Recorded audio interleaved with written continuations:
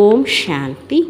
இன்று அறிவோமா ஆன்மீகம் பகுதியில் பிறரிடமிருந்து வலியை எடுத்துக்கொள்ள வேண்டாம், மகிழ்ச்சியை பரப்ப வேண்டும் என்கிற தலைப்பை பற்றி பார்க்கலாம்.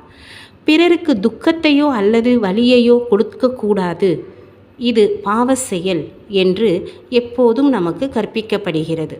எனவே நாம் நமது செயல்களிலும் தொடர்புகளிலும் கவனமாக இருக்கிறோம். ஆனால் அதற்கு சமமான ஒரு முக்கியமான விஷயம் என்னவென்றால், பிறரிடமிருந்து வலியையோ அல்லது துக்கத்தையோ எடுத்துக்கொள்ளக்கூடாது என்பதாகும். பிறரின் வலியை எடுத்துக்கொள்வது என்பது வலியை கொடுப்பதால் ஏற்படும் அழிவிற்கு சமமானது. நீங்கள் ஒரு சரியான வாழ்க்கையை வாழ்கிறீர்கள். நீங்கள் ஒருபோதும் வேண்டுமென்றே யாருக்கும் வலியை கொடுத்திருக்க மாட்டீர்கள். ஆனால் நீங்கள் பிறரின் வலியை அதை பற்றி அறியாமலேயே எடுத்துக்கொள்கிறீர்களா? அதாவது பிறரின் துக்கத்தை பார்த்து உங்களுக்கு வலிக்கிறதா? உங்களால் ஏற்றுக்கொள்ள முடியாத வழிகளில் சிலர் நடந்து கொள்ளும் போது நீங்கள் சங்கடமாக உணர்கிறீர்களா? யாருக்கும் வலியை கொடுக்கக்கூடாது என்பது முக்கியமானது. ஆனால் யாருடைய வலியையும் வாங்கி கொள்ளக்கூடாது என்பதும் அதற்கு சமமான முக்கியத்துவம் வாய்ந்ததாகும். நம்மை சுற்றி உள்ள மனிதர்கள் உணர்வுபூர்வமான வலியில் இருக்கிறார்கள். அவர்கள் பாதுகாப்பற்ற நிலை, பொறாமை, கோபம், பயம் போன்ற உணர்வுகளால் பாதிக்கப்பட்டிருக்கிறார்கள். அவர்கள் அந்த வலியை குணப்படுத்தி கொள்ளாததனால் அதை தமது நடத்தையின் மூலம் நம்மிடம் பரப்புவார்கள். அவர்கள் நலமில்லாமல் இருக்கிறார்கள், மேலும் வேண்டுமென்றே நமக்கு தீங்கு செய்யவில்லை. அவர்கள் வலியில் இருப்பதை பார்த்து நாமும் வலியை உருவாக்குகிறோம் என்றால் நாம் வலியை அனுபவிக்கிறோம் என்பது பொருளாகும்.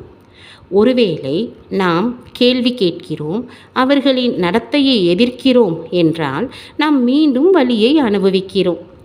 உணர்வு பூர்வமாக விடுபட்டு நிலையான மனநிலையுடன் அவர்களை புரிந்து கொள்ள வேண்டியது நமது பொறுப்பாகும்.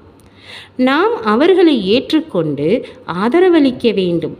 வலியில் இருக்கும் மக்களுக்கு அவர்களின் உணர்வு தொற்றை பற்றி கொள்வதற்கு பதிலாக ஒரு உறுதியான பராமரிப்பாளராக இருங்கள்.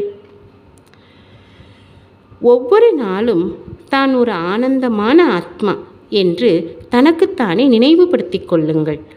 ஒவ்வொரு நாளின் ஒவ்வொரு காட்சியிலும் அமைதியாகவும் எளிதாகவும் இருங்கள். யாரிடமும் எந்த எதிர்பார்ப்பும் வைத்துக்கொள்ள வேண்டாம். மகிழ்ச்சியை கேட்க வேண்டாம், ஆனால் மகிழ்ச்சி மற்றும் சுகத்தை பரப்புபவர் ஆக வேண்டும். உங்களுடைய ஒவ்வொரு வார்த்தையும் நடத்தையும் பிறருக்கு ஆசீர்வாதமாக இருக்க வேண்டும். ஒவ்வொருவரும் தத்தமது நடிப்பை அவர்களின் இயல்பின் அடிப்படையில் நடிக்கிறார்கள்.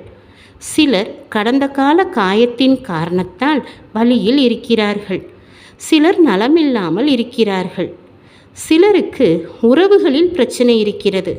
சிலருக்கு தொழிலில் பிரச்சனை இருக்கிறது. அவர்கள் அனைவருமே வலியில்தான் இருக்கிறார்கள். அவர்களின் நடத்தை வலியை பிரதிபலிக்கின்றது.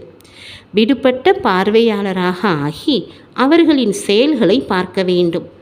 அவர்களின் வலியை எடுத்துக்கொள்ள வேண்டாம். தன்னைத்தான் துக்கப்படுத்தி கொள்ள வேண்டாம். அவர்களை பற்றி கேள்விகள் எழுப்ப வேண்டாம். அவர்களின் எண்ணங்களை, உள்ளுணர்வை, வலியை புரிந்து கொள்ள வேண்டும். புரிந்து கொள்ளுங்கள், அவர்களை ஏற்றுக்கொள்ளுங்கள். நிலையான மனநிலையில் இருங்கள். மகிழ்ச்சியை ஒவ்வொரு காட்சியிலும் பரப்பிக்கொண்டே இருங்கள். உங்களுடைய மகிழ்ச்சியின் வைப்ரேஷன் அவர்களிடம் தொடர்ந்து செல்லும் போது உங்களது ஆற்றல் அவர்களை குணமாக்கும். அவர்களின் உணர்வுகளை எடுத்துக்கொள்ளாததால் உங்களது நிலையான தன்மை அவர்களை குணமாக்குகிறது. ஓம் சாந்தி.